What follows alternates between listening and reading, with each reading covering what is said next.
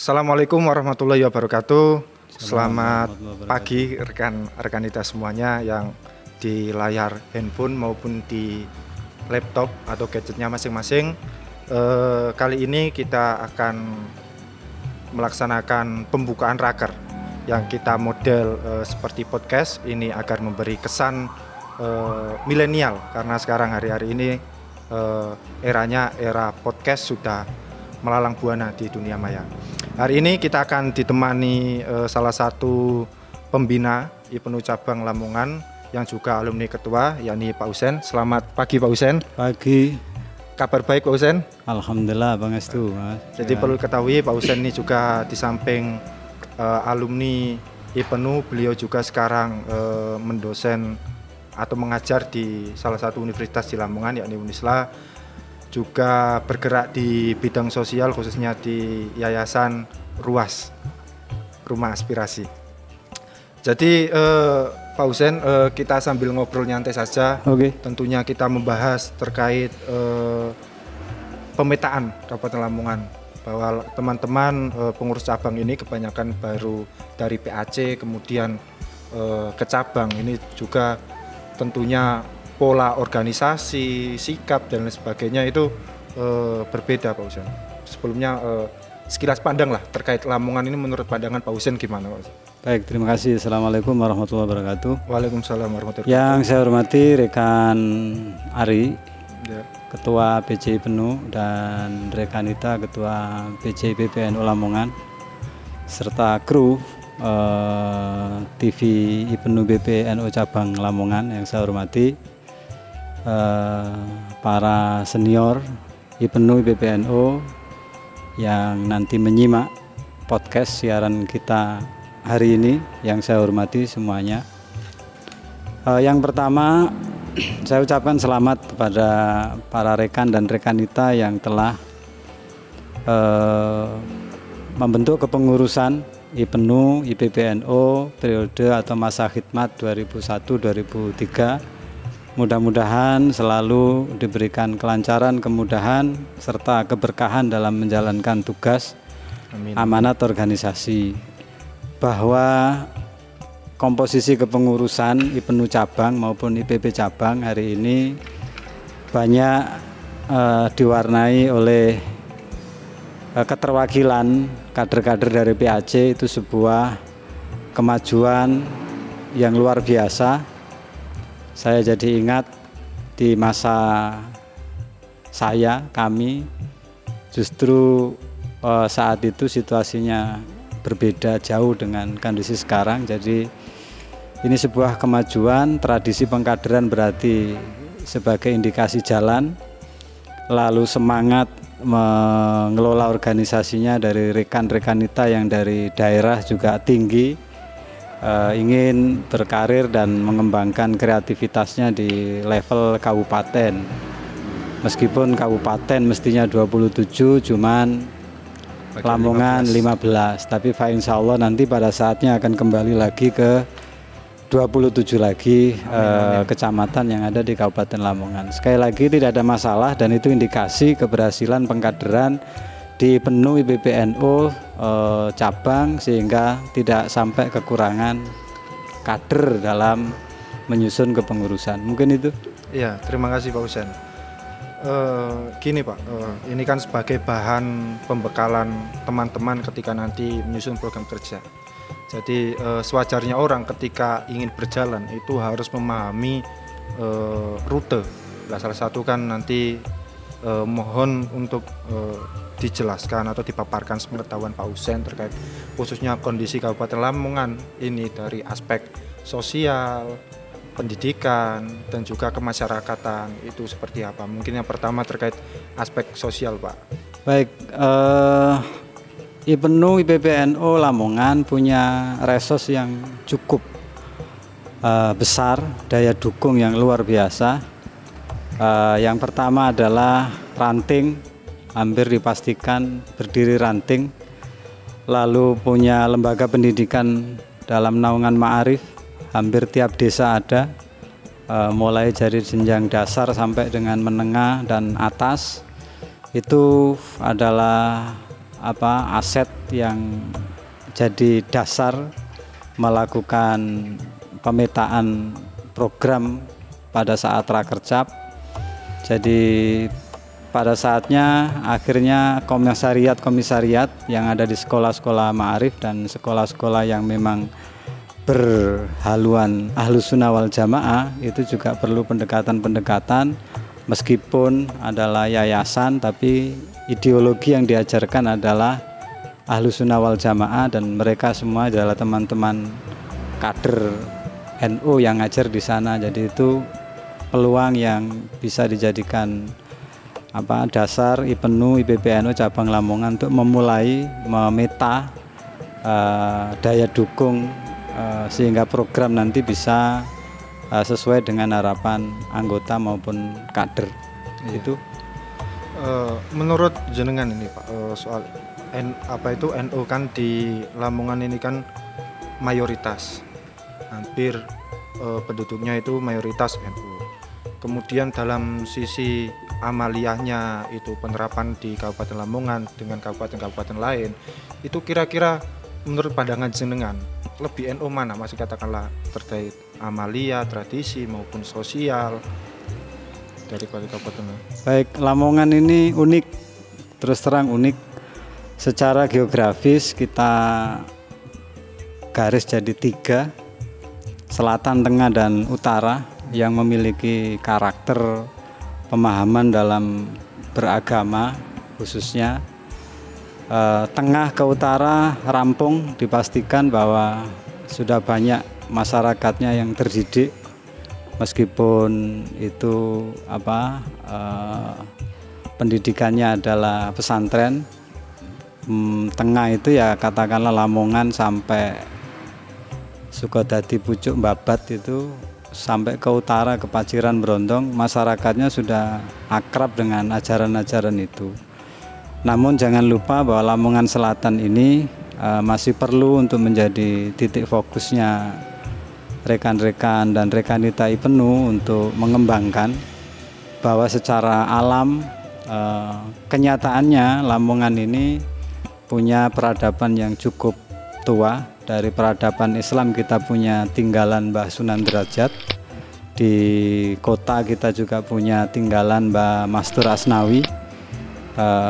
Rekan dan rekanita juga harus belajar bagaimana Mbah Mastur Asnawi yang makamnya ada di Masjid Agung itu, beliaunya adalah berjuang untuk kemerdekaan di konteks ini dan mengawal ajaran.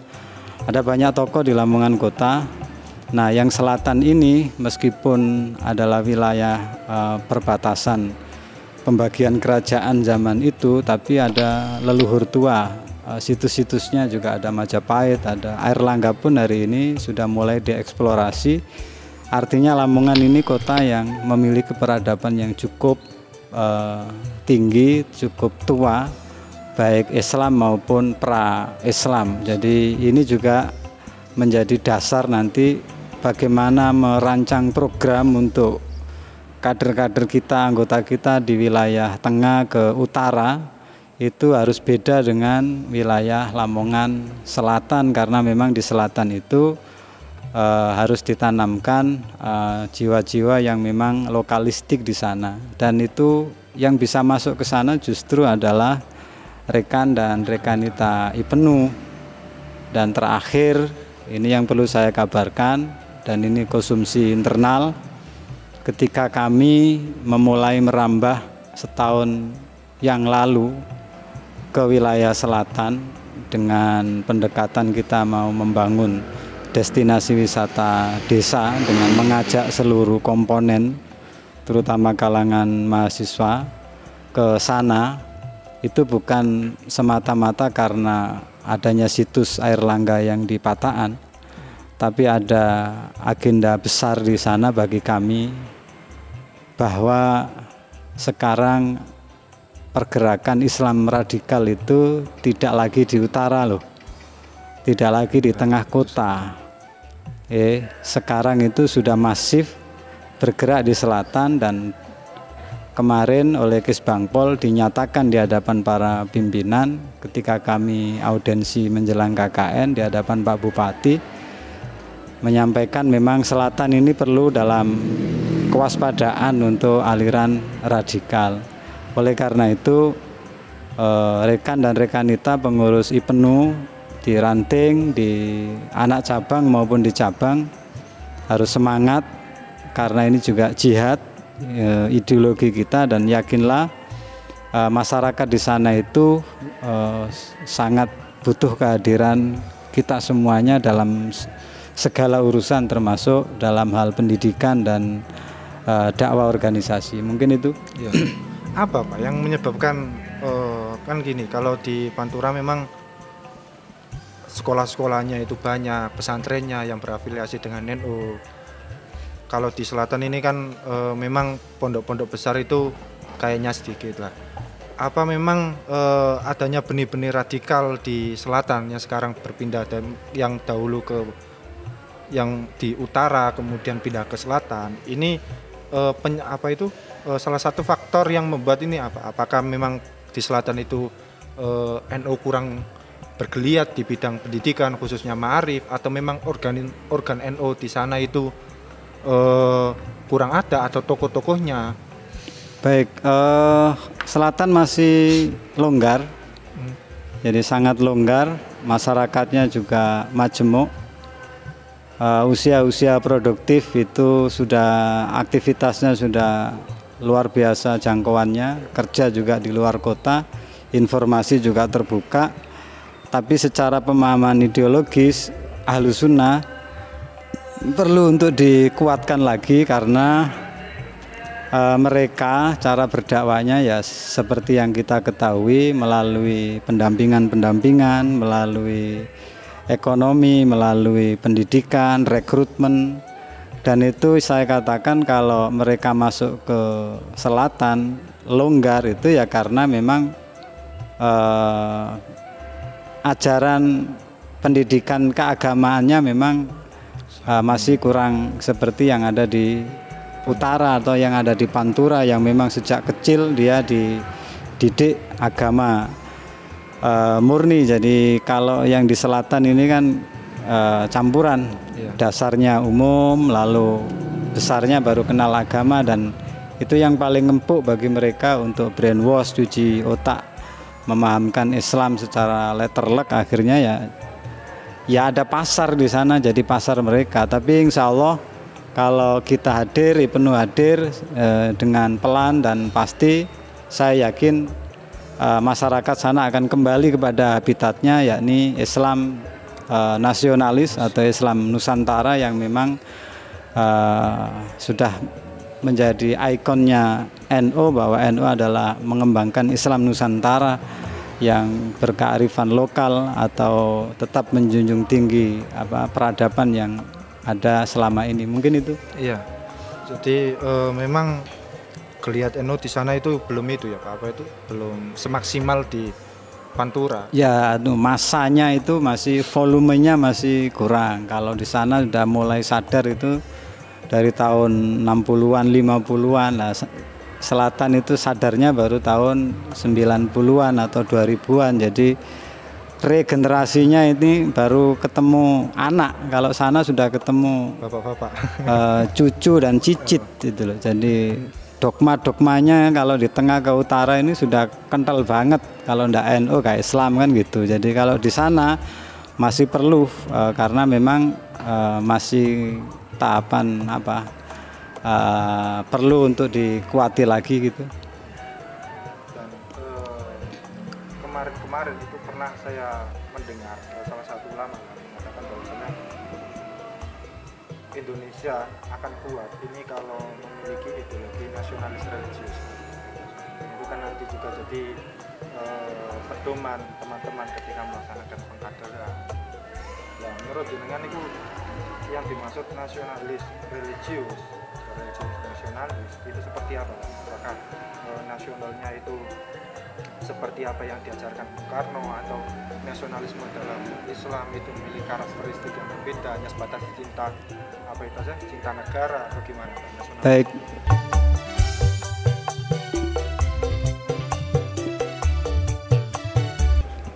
religius nasionalis itu ya Nahdlatul Ulama. Jadi kiai-kiai kita, ulama-ulama kita itu tidak mencabut akar budaya yang berkembang di masyarakat, tapi memoles itu, mengembangkan itu menjadi peradaban baru.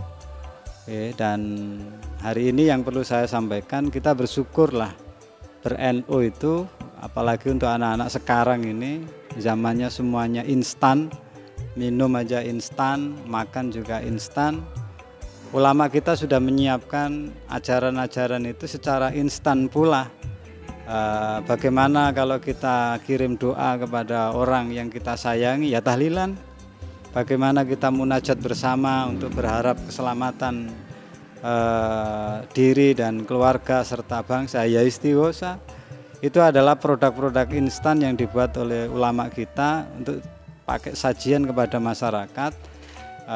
Kalau mengenang guru-guru kita ya manakipan, dan itu semuanya paketan itu ada di NU, dan itu akulturasi budaya. Ziarah kubur itu juga ada sebelum Indonesia masuk Islam. Ziarah kubur juga ada budaya tentang itu. Sekarang konteksnya tidak mempermasalahkan dalil semata. Kalau mereka semakin mencecar kita dengan dalil-dalil versi mereka saya jamin tepar gitu loh. Kenapa? Karena literasi mereka sangat lemah dan kurang. Belajar Islam butuh banyak literasi, apalagi konstruksi hukum di NU itu ada Quran, hadis, ijma, qiyas, dan itulah yang menjadikan NU itu mengakar di tengah masyarakat. Tinggal generasi mudanya, Ibnu IPB-nya ini yang mengejawantahkan atau mengakulturasi di kondisi sekarang yang eranya sudah era atasnya milenial, sudah generasi X dan generasi Z itu sudah beda lagi. Jadi monggo disusun program yang menyesuaikan zaman. Kiranya nanti insya Allah Ibnu sangat mudah kok menjalankan itu. Monggo. Jadi perlu diketahui oleh rekan-rekan di rumah bahwasanya kalau dipenuhi PPNU ini menaungi 3 golongan. Yang pertama yakni golongan siswa, yang kedua yakni golongan mahasiswa, dan yang ketiga itu golongan santri, Pak lah. Okay. Terkadang ketiga golongan ini itu ketika kita mempertemukan lah, kan memiliki kultur yang berbeda-beda. Santri biasanya ya suka lebih suka di pondok, ngaji dan lain sebagainya. Dan juga kalau mahasiswa itu lebih suka diskusi, dan kemudian siswa-siswa biasa lebih pasif lah, lebih mengalir, ikutilah. Mungkin yang menjadi kendala hari ini itu Pak, khususnya di akar rumput itu kita susah sekali mengajak santri-santri itu. Lah pendekatan seperti apa Pak? Yang mungkin menurut jenengan antar 3 golongan ini kan kadang ya kesulitan lah kita menselaraskan antara mahasiswa dan juga pelajar biasa, kemudian santri ya kan. Baik, justru itu sumber daya yang tidak dimiliki pihak lain. Islam radikal itu nyasarnya ke perguruan tinggi yang dalam masa dia mengasah otak kirinya dimasuki oleh mereka menggunakan ajaran-ajaran yang menurut versi mereka. Tapi kalau di kita ini punya sumber daya yang cukup, itu ketika berhadapan dengan mahasiswa ya ajak mereka bil hikmah, dialog secara ilmiah.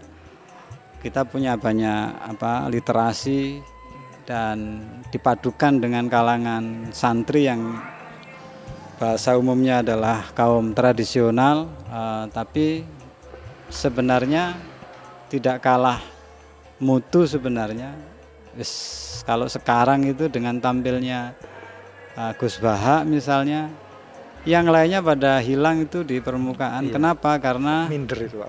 Iya, jadi mau ngomong apa dia nggak bisa, karena literasi di kalangan pesantren ini luar biasa. Dan kalau ngomong Islam, ngomong ajaran, ngomong didikan, ngomong materi itu ya nggak lepas dari ngomong literasi, catatan-catatan dari zaman ke zaman. Makanya mahasiswa itu kenapa paling mereka bidik ya, karena dia paling males dengan yang begitu-begitu itu, mikirnya yang instan, lalu didoktrin sedemikian rupa, dicuci otaknya, dikenalkan secara sepihak.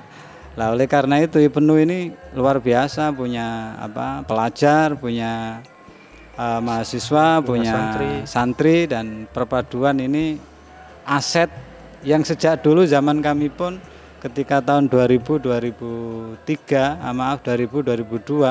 kami juga ajak, bahkan sampai terakhir 2008 pun kami masih punya ikatan dengan Pondok Salaf di Lamongan, misalnya kayak Pondok Gilang itu kan Salaf.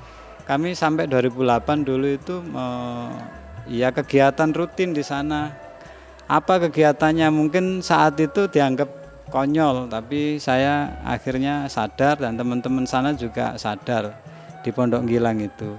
Ternyata bikin surat itu juga ada ilmunya dan itu penting karena itu dokumen dan itu catatan-catatan yang nanti ada pertanggungjawabannya, dan sampai kami hampir 5 tahun lah mendampingi di Gilang sana, mengenalkan bagaimana berorganisasi, memanage organisasi, meskipun pondoknya salaf.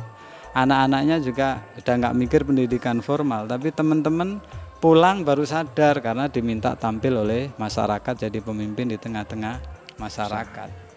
Mungkin itu. Ya. Oke.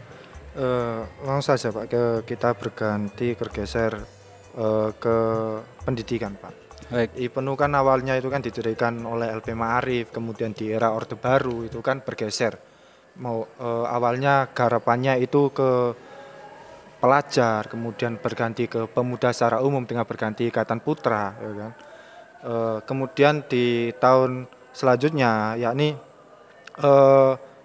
berganti lagi ke pelajar. Jadi garapannya itu kembali ke pelajar lah. Efek dari Orde Baru itu kemudian IPNU ada ranting dan juga ada komisariat.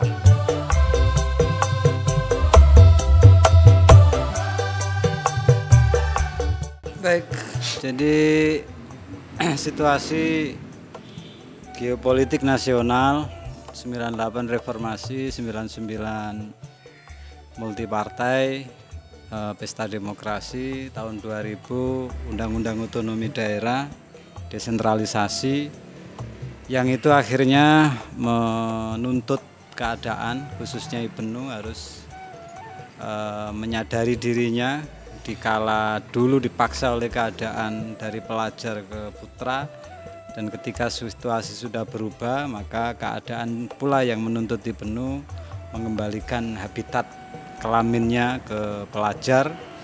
Dan masa itu periode kami itu adalah periode transisi dari putra ke pelajar, karena habis periode baru ada Kongres IPNU. Dan di saat tahun 2000, 2001 sampai 2002 kami sudah memulai itu dengan melibatkan Ma'arif RMI, yang saat itu Ma'arifnya adalah Bapak Muhtadi Arifin, sudah almarhum. RMI-nya ada Gus Makmun. Kita barengkan saat itu tanda tangan MUZU masuk kembali ke pelajar itu pada saat ada acara studi banding IPNU Jeporo ke Lamongan. Saya masih ingat betul saat itu karena transisi dan semangat ke pelajar memang saat itu menggaung, karena pemuda di saat sebelum ada reformasi itu ya terkesan biasa-biasa saja garapan dan gerakan IPNU, namun setelah reformasi, semangat reformasi karena identik dengan gerakan pemuda, mahasiswa, pelajar, saat itu pula menjadi momentum IPNU untuk kembali ke habitatnya, yakni pelajar dan santri, dan semangat itu tumbuh sehingga sekolah-sekolah di Ma'arif pun juga membuka diri terkait dengan kita rencana mendirikan komisariat, meskipun dinamikanya tetap ada saat itu. Tapi saya bersyukur saat itu ketika Ma'arif cabang Lamongan RMI yang Gus Makmun pimpin saat itu dikawal oleh PCNU Yai Mas Nur Arif masih memberikan tanggapan yang luar biasa kepada kami, dan sampai sekarang pun itu berjalan terus. Kalau saya lihat dari periode ke periode, penuh ke sekolahan, ke pondok pesantren. Di Lamongan ini rata-rata pondok pesantrennya ada lembaga pendidikan formalnya, jadi sudah include. Yang salah hampir sedikit jumlahnya, sehingga kedepannya bagi penuh yang pengurus baru ini juga memeta itu mapping tentang bagaimana format pengembangan di kampus kita yang afiliasi NU di Lamongan. Banyak, ada Unisda, ada Unisla, ada Setitaf, ada Bilfat, ada IAITABA, ada Insut. Itu juga potensi yang perlu. Yang umum ada PGRI, itu juga perlu karena rektornya itu juga rektor yang ada di sini sedikit PGRI sekarang jadi Adi Buana, itu juga alumni IPENU. Mungkin bisa disowani ke sana untuk bicara tentang IPENU, pelajar dan mahasiswa. Mungkin itu. Iya. Jadi konsen IPENU ini kan semula dari putra ke pelajar, otomatis kan konsen ke bidang pendidikan, Pak. Ya, di era-era sekarang khususnya pasca pandemi ini, maksudnya pandemi ini itu pendidikan itu yang semula itu tatap muka secara fisik, kemudian sekarang berubah menjadi daring, apalagi sekarang ini ada PPKM dan kita nggak tahu PPKM ini selesainya kapan, apakah habis tanggal 20 ini benar-benar selesai atau itulah. Tentunya pendidikan secara daring atau digital ini menuntut IPENU IPPNU ini juga harus merubah polanya, Pak, ke pendidikan digital. Itulah bagaimana, Pak, IPENU bisa survive ke dunia pendidikan digital itu menurut jenengan sebagai pengajar itu. Baik, jadi situasi ini tidak perlu kita risaukan terlalu dalam, waspada, oke. Dan kalau saya katakan ini kalimatnya agak ekstrim bagi jajaran kader dan pengurus. Situasi sekarang ini menuntut kita dua hal, adaptasi atau innalillahi. Kita mau mengadaptasi keadaan ini atau kita innalillahi atau mati. Artinya bahwa ketika semuanya situasinya berubah kayak begini, maka IPENU saya yakin juga akan memiliki pandangan yang sama, menyesuaikan dengan era yang ada, dan ini adalah era rekan-rekan semuanya, dan teknologi atau medsos atau yang lainnya adalah keniscayaan.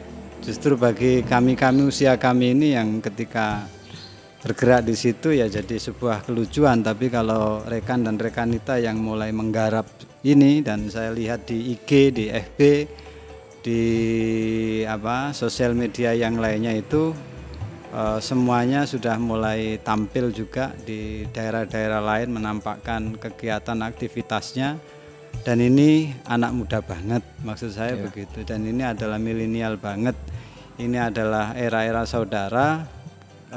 Sudah barang tentu saudara harus menyamakan itu, bahwa mengenai pembelajaran yang online, yang daring, ya IPENU kalau mau masuk ke sana juga ada kesempatan, ya kan. Kesempatannya apa? Ya bantulah adik-adik kita yang ada masalah-masalah jaringan, ada masalah-masalah alat, masalah yang lainnya, tapi kecil sekali. Teman-teman kita yang lagi sekolah di SMP, Sanawiyah, SMA, Aliyah, SMK yang hari ini tidak pegang HP, tapi meskipun demikian IPENU harus tampil ke sana. Dan kalau dulu ada bimbingan belajar modelnya konvensional, sekarang bikin aja mirip-mirip kayak Ruang Guru, itu bimbingan online dan seterusnya, dengan tutor-tutor yang ya kapanpun bisa ditampilkan di situ, dan ada soal tanya jawab. SDM kita banyak, di guru, di dosen yang memiliki disiplin keilmuan, yang cukup kalau saudara mau memanfaatkan itu untuk advis, pendampingan teman-teman kita, saudara-saudara kita yang ingin belajar daring, bimbingan-bimbingan tambahan itu. Jadi manfaatkan itulah, karena semuanya juga menggunakan sarana teknologi mungkin itu. Ya, sebenarnya seberapa penting sih Pak? Maksud saya penanaman ideologi dilakukan di dunia pendidikan dan juga di lingkungan umum, seperti di mengadakan pengajian umum di masjid-masjid. Nah, antara penanaman ideologi di lembaga pendidikan dan di ruang-ruang umum, ini lebih efektif mana Pak? Gerakan teman-teman kan kebanyakan sekarang kan teman-teman geraknya itu kan di ruang-ruang umum seperti masjid dan juga balai desa dan lain sebagainya, kurang bergeliat di pendidikan. Lah, seberapa penting maksudnya penanaman ideologi di dunia pendidikan, khususnya sekolah-sekolahan ini? Baik, untuk kondisi sekarang sosiologisnya sudah berubah, berbeda dengan tampilnya teknologi yang cepat kayak begini. Dan ini kesempatan sebenarnya bagi IPENU dan IPPNU karena sama-sama jiwanya masih muda, tidak gaptek secara teknologi. Apa yang saya katakan ini kesempatan? Karena anak sekarang itu memiliki private atau keinginan pribadi yang tertutup, karena dia enjoy dengan gadgetnya, dengan HP-nya. Ya harus menyesuaikan itu, masuk mengajarkan ideologi, mengenalkan IPENU, IPPNU, mengajak ya ke dunianya mereka itu. Apa bentuknya, apa macam-macam, bisa bikin podcast kayak begini, bisa main medsos. Jadi kalau bicara strategi, sekali lagi ini kan kaitannya dengan strategi. Saudara atau rekan dan rekanita bisa belajar tentang pasukan perang, ya kan? Siapa yang bertugas perang udara, berarti medsos. Siapa yang perang darat, yang gerilya, yang infanteri, yang jalan kaki itu yang kalau jalan kaki pasukan darat ya datang ke musola, ke lembaga pendidikan, ke majelis-majelis, ke tempat-tempat perguruan tinggi, itu pasukan daratnya. Kegiatannya apa? Macam-macam, pengkaderan dan seterusnya, memberikan motivasi, kegiatan-kegiatan minat bakat. Kalau udaranya apa? Mainkan aja medsos. Ya kan sekarang gampang, HP juga murah, teknologinya sekarang juga terjangkau kalau beli. Perang udaranya penting, jangan sampai kita kegeser, kalah dengan mereka-mereka yang ekstrim dalam tanda petik. Mereka memainkan itu, dan ya wajar, mereka selama ini yang kita rasakan selalu menang di perang udara, ya harap maklum karena dia 10 tahun pegang itu. Pegang sistem, pegang anggaran, pegang semuanya, ditandai dengan mereka sebagai Menteri Kominfo kan. Jadi ya wajar aja kalau mereka udaranya menang. Nah sekarang hari ini adalah sebagus apapun mereka perang udara, tapi kalau daratnya mereka nggak ada pasukan kavalerinya, nggak ada pasukan infanterinya, ya percuma. Akhirnya masih kalah banter dengan Ansor, dengan IPENU, dengan PMII, dengan kegiatan-kegiatan yang ada di lingkup NU. Kenapa? Meskipun dia dunianya adalah dunia gadget yang menuntut dia individu, private misalnya, tapi dia tetap dituntut bersosial karena dia makhluk sosial. Kadang-kadang kan kita melihat sebuah kelucuan-kelucuan adik-adik kita, teman-teman kita, hanya untuk pemenuhan konten harian di medsos dia itu sampai ke jungkel-jungkel kan, itu di Galengan Tambak atau di kali atau apa. Artinya apa? Itu adalah kegiatan aktivitas daratnya. Kegiatan udaranya yaitu hanya untuk menginformasikan pada publik, saya itu loh melakukan ini. Nah, bagaimana ini nanti? Ya keniscayaan lah hari ini kalau kita tidak bermedsos, tapi ya tetap kita geluyuri yang namanya lembaga pendidikan, masjid, musola, perguruan tinggi, jangan lupa pondok pesantren, datangi, sowani, ajak, kenalkan IPENU sampai pada level pengkaderan, minat bakat. Hari ini kesempatan itu besar, tinggal mau memulai apa enggak bagi rekan dan rekanita. Ya. Jadi memang lebih efektif lagi kalau di udara ya ada, di darat juga ada, begitu ya Pak. Jadi Di air juga ada kita. Air itu contohnya apa, Pak? Yaitu ambil air disuwuk, diumi-umi, diajak masuk penuh itu kan penting. Ini ya berarti, Pak. Itu pasukan air itu. Baik, lanjut monggo.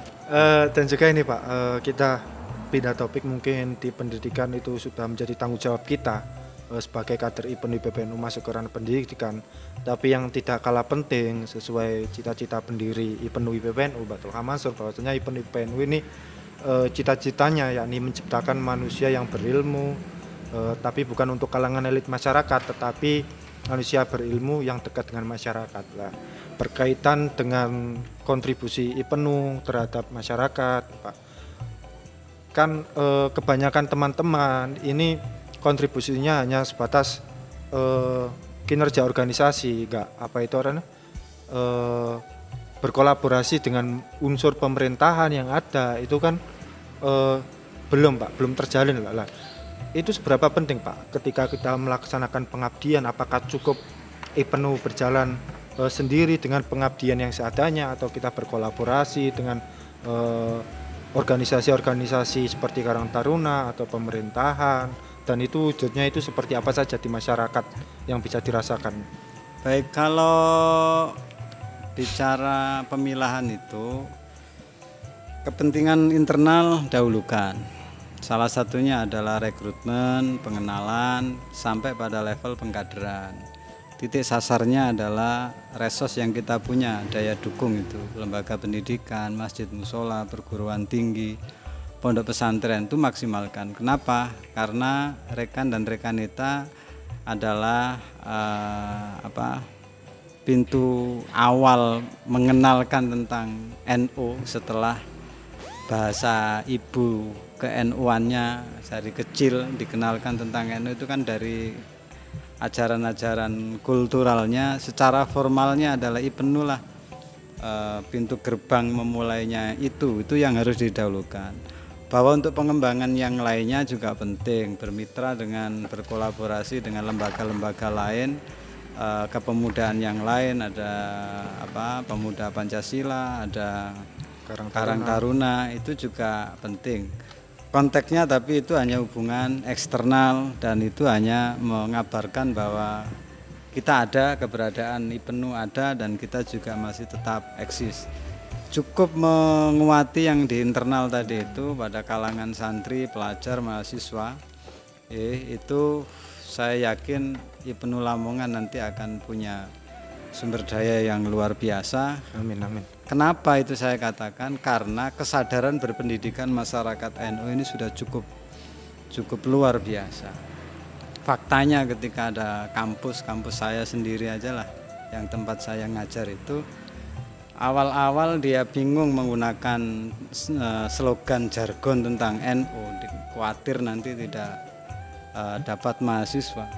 Tapi karena keadaan yang memaksa itu harus menggunakan jargon NU, tidak ada efek. Justru teman-teman kita, rekan-rekan kita, adik-adik kita yang kuliah di sana bangga tampak dirinya di kampus, tampil dengan berbagai kreativitas kegiatannya. Ada PMI, ada IPENU, ada IPP, ya kan. Ketika pimpinan sudah menggunakan jargon iki kampusnya wong NU, itu adik-adik kita yang kuliah di sana malah bersemangat sekali dan memunculkan hero yang luar biasa. IPENU itu nggak henti-henti kegiatannya di kampus, apalagi yang ekstra kampus kayak PMI misalnya, itu juga tumbuh di sana. Kenyataannya setiap tahun ada masa penerimaan mahasiswa baru, itu pada saat pengenalan kampus itu juga banyak itu yang ikut kegiatan, ngisi kegiatan di rayon mereka masing-masing. Jadi itu aja kalau kita seriusi, kita dalami, nanti saya yakin barokah pengkaderannya ini nanti luar biasa bagi peran IPENU sekarang, periode sekarang, untuk kontribusi kepada pemerintah daerah, kepada masyarakat. Kenapa? Mereka akan menjadi masyarakat atau kalangan terdidik. Bagaimanapun itu, meskipun kuliahnya di lokal, SDM-nya sudah terbentuk. Dan ini juga wajib kita syukuri, warga NU sudah luar biasa kesadarannya terhadap dunia pendidikan. Itu aja.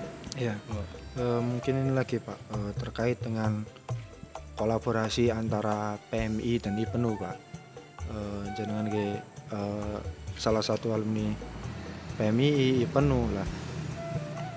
Memang ada beberapa teman-teman beberapa PKPD dan juga komisariat PMI yang belum berkolaborasi dalam menjaga ideologi secara baik. Kan seharusnya kan kita semua ini memiliki tanggung jawab dalam menjalankan penanaman ideologi Ahlussunnah wal Jamaah. Nah, kebanyakan di kampus-kampus teman-teman kadang ada yang bisa berkolaborasi, kadang ada yang tidak berkolaborasi lah. Itu solusinya bagaimana Pak? Karena memang kan kita ini seideologi, apalagi sama-sama NU ya kan, menjaga Islam Ahlussunnah wal Jamaah Nahdiyah lah, ini biar teman-teman bisa lebih berkolaborasi lagi gimana Pak? Baik, orang NU itu punya bawaan, kalau ada musuhnya kekuatan itu muncul. Ya 2018, 19 itu ada musuh. Iya. Maka seluruh stakeholder yang ada di NU ini semuanya menyatu jadi sebuah kekuatan besar. Termasuk adalah kalangan terpelajar dan santri di kampus itu saya rasakan. Tahun-tahun itu bagaimana teman-teman kita, saudara kita yang ideologinya sama, dia bangkit bersama untuk melawan keadaan itu. Jadi tapi ini bukan berarti terus kita nyari musuh, enggak, tapi ideologi itu kan nggak bisa mati. Ideologi itu kan nggak bisa dikeluarkan karena ideologi itu ada di dalam diri. Nah, kalaupun ada hal-hal yang kayak tadi itu adalah dinamika berorganisasi. Wajar dan lumrah, satu usianya usia yang sama, yakni usia-usia sama-sama muda, otomatis bawaannya adalah egonya masing-masing, ya kan. Jadi ya itu yang saya katakan di awal, bahwa kenapa mereka itu masuk ke dunia pelajar, ke mahasiswa, ya karena yang dicari itu adalah yang otak kirinya aja, yang gampang sekali dipengaruhi sehingga muncul keberanian, muncul ego yang luar biasa lah. Kalaupun ada itu di internal kita, IPENU dan PMI, itu anggap aja dinamika. Tapi pada saatnya kalau sama-sama paham itu mereka akhirnya juga bisa bersinergi dalam satu kegiatan. Toh IPENU dan PMI kalau di kampusnya orang NU itu kan sama-sama statusnya sebagai organisasi ekstra kampus. Ya, kalau di kampus kami sudah bisa jadi UKM, misalnya kayak IPENU itu kan bisa jadi UKM. Jadi tidak hanya komisariat tapi udah masuk ke UKM. Nah, di Lamongan ini Pantura ada 2, tengah ada 2, timur sini ada 1, itu cukup. Dan itu kalau di total yang ya melimpah lah kader sampean, calon anggota-anggota saudara ini, tinggal desainnya, kemasannya, bahwa itu adalah pernik-pernik pergerakan. Tapi pada satu kepentingan tertentu, selain ideologis tadi itu, misalnya kepentingan tentang NU, kepentingan tentang daerah, saya yakin mereka bersama. Contoh paling sederhana, pada saat Lamongan misalnya konteks lokal, bicara banjir aja lah 3 bulan yang lalu misalnya, itu semangatnya menyatu. Udah nggak peduli mau GMNI, mau PMI, mau IPENU, waktunya menuntut, menyuarakan ya disuarakan gitu loh. Dan itu baik di medsos maupun aksi secara langsung. Jadi keadaan itulah yang akhirnya menjadikan kita ini menyesuaikan diri, menyatukan semangat bareng-bareng. Dan hari ini ada kesempatan? Ada.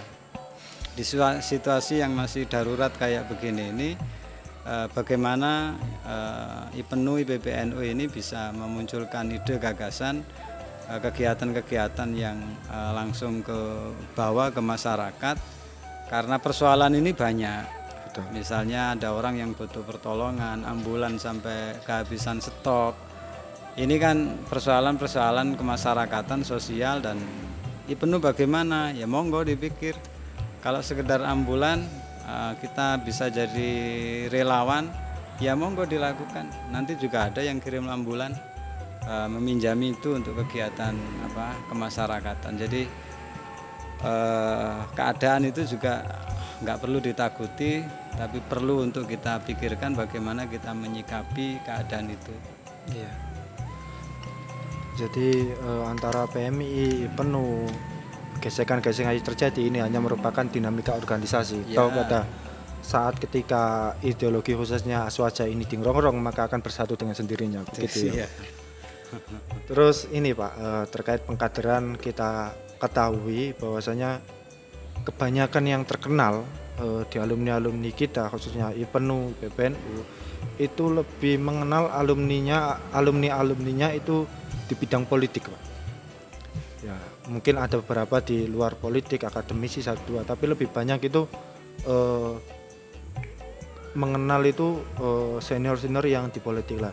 Pertanyaan saya itu apakah organisasi-organisasi kepemudaan seperti PMI, Kemeni khususnya IPENU, apakah memang harus distribusi kadernya hanya ke politik atau ke bidang semuanya, atau salah pengkaderan sehingga yang terkenal itu kok yang masuk itu bidang politik tapi di bidang-bidang lainnya kok masih minim, itu gimana? Ya, ini pertanyaan nyindir apa gimana? Enggak Pak, maksudnya itu kan banyak itu. Jenengan kan dosen piring. Saya disuruh kembali. Enggak, jenengan kan pendosen. Nah, sosok-sosok seperti kan yang mendosen itu kan hanya 1-2 orang seperti jenengan, Pak Fat.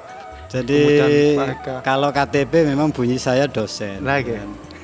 Jadi KTP, tapi kalau aktivitasnya ya gimana lagi, wong jiwanya jiwa aktivis. Nah, pergerakan ya kan. Ya itu lumrah, bagi saya itu lumrah, bahwa lalu warna yang dipilih berbeda, ya manusiawi, yang namanya manusia gitu kan.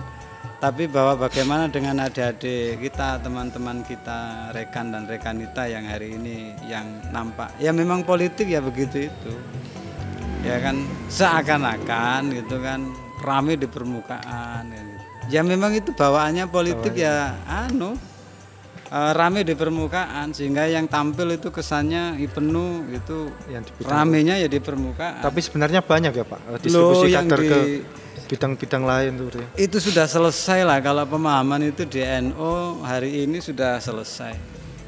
Kalau boleh dipakai guyonan itu mana ada selain PAN loh ya. Iya. Partai di Lamongan yang tidak ada kader NU-nya. Bahkan di PAN aja ada itu. Kalau mau dikorek secara detail, tapi bukan persoalan itu adalah yaitu IPENU itu jiwanya, IPPNU jiwanya adalah jiwa aktivis. Jiwa aktivis itu adalah jiwa yang bersosial, bermasyarakat. Nah politik itu ruangnya di situ itu. Iya. Nggak ada politik terus diem batin aja, nggak pakai pasang banner, nggak pakai woro-woro, keluar-keluar, selpong. Itu enggak politik. Jadi kalaupun itu ada ya karena ada kesamaan habit aja di diri masing-masing individu itu. Jadi itu kelebihan dan itu kelemahan. Bahwa di Lamongan dinamikanya luar biasa ya. Sebaran kader IPENU luar biasa di mana-mana. Sebaran kader NU juga luar biasa, dan wajib kita syukuri bahwa lalu memilih warna itu adalah hak individu masing-masing. Bagaimana dengan teman-teman kita yang IPENU, monggo. Prinsipnya hari ini yang pengurus harus menyiapkan diri untuk bersinergi. Bahwa berpolitik itu adalah mengatur kekuasaan. Ya bicara apa? Ya bicara kebijakan. Kebijakan apa? Kebijakan yang memberi manfaat orang banyak, untuk kepentingan orang banyak. Dan itu bisa sekali.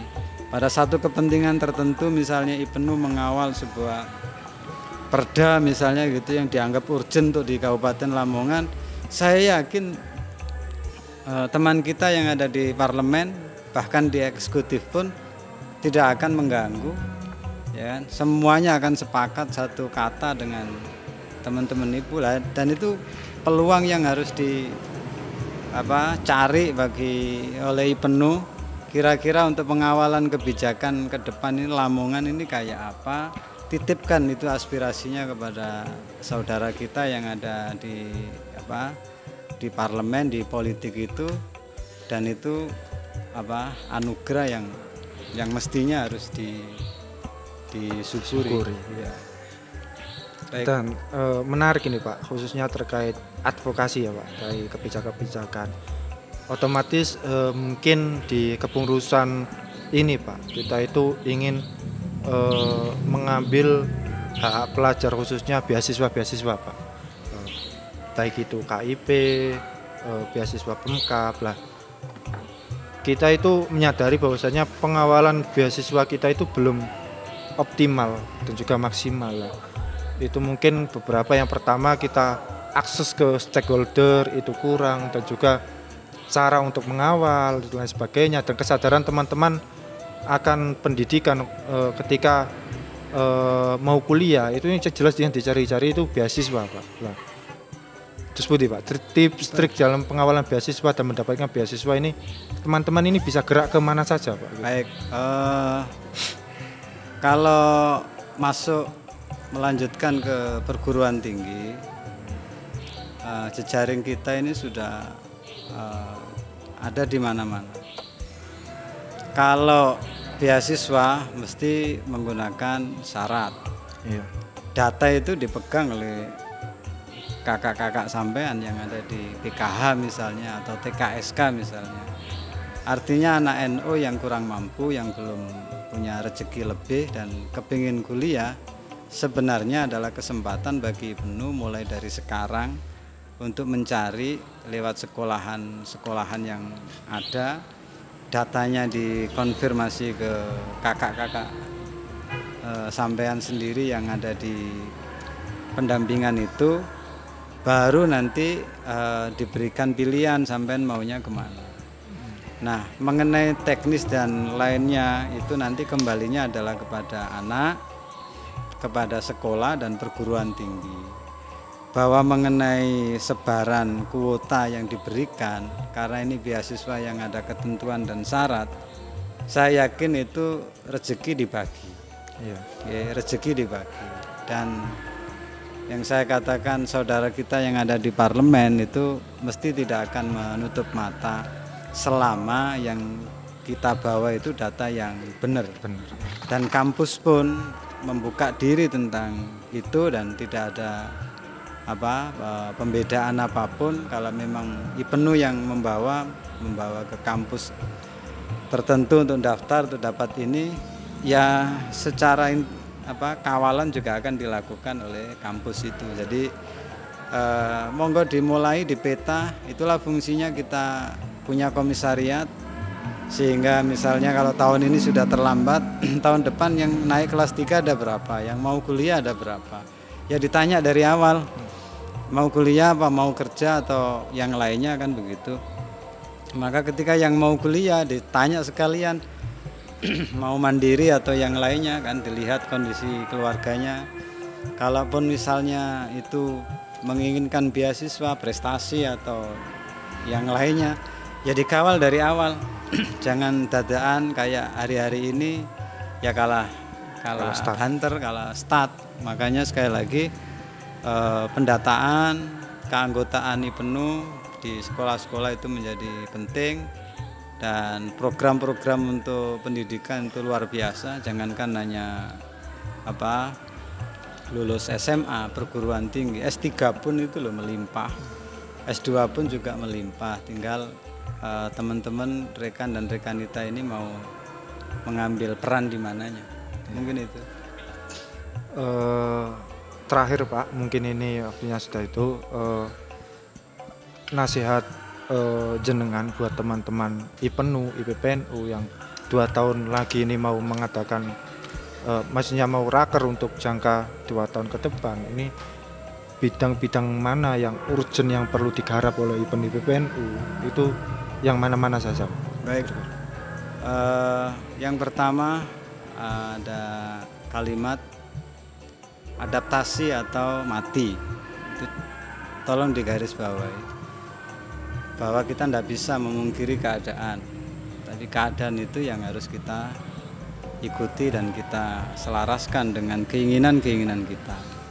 Yang kedua, ideologi tidak pernah mati, sebelah pun juga sama. Oke, tapi kan kita sudah selesai dengan itu. Kan sana bunyi jihad, bahwa kita sudah di atasnya Di atas jihad. mereka gitu kan. Karena apa? Karena kajian-kajian itu dan kita sudah melakukan itu.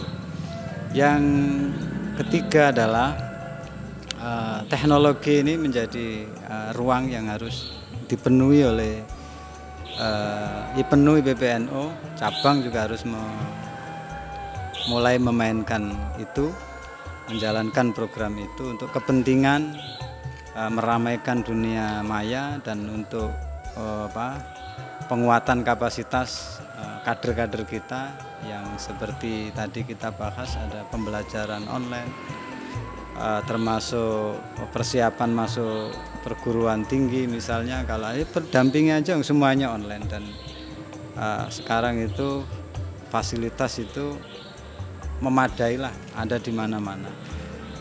Sehingga program yang ada ini selain perang udara tadi itu, perang darat tetap jangan melupakan untuk silaturahim dan datang ke sekolah, madrasah, ke pondok pesantren, ke kampus-kampus. Ya diagendakan kalau situasinya boleh tatap muka, kalau enggak ya bikin podcast ini dengan menghadirkan para beliau gantian, para rektor misalnya, rektor Unisla, rektor Unisda, kepala direktur Institut Taba misalnya, undang, berikan waktu Zoom secara virtual sesering mungkin, mengabarkan tentang ini kepada warga NU, anak-anak NU. Lalu yang lain-lainnya di dunia pondok pesantren juga penting untuk kita suwani, karena pondok pesantren di Lamongan juga punya lembaga pendidikan formal. Minat bakatnya juga harus dikawal adik-adik kita. Mungkin itu. Ya, terima kasih Pak Husein atas waktunya. Baik, rekan-rekan kita, sudah sampai kita di penghujung acara. Semoga diskusi kita pada hari ini dengan Pak Husein tentunya dapat bermanfaat untuk bekal rekan-rekan kita dalam menyusun program kerja. Tentunya juga jangan sampai lupa untuk like, komen, dan subscribe ya kan, channel YouTube kita dan media sosial di bawah sini ya rekan-rekan kita. Dan tentunya tetap smart from home, dan sekali lagi adaptasi atau mati. Walau muwaffiq ila aqwamit thoriq. Assalamualaikum warahmatullahi wabarakatuh. Doa rekan BT, monggo.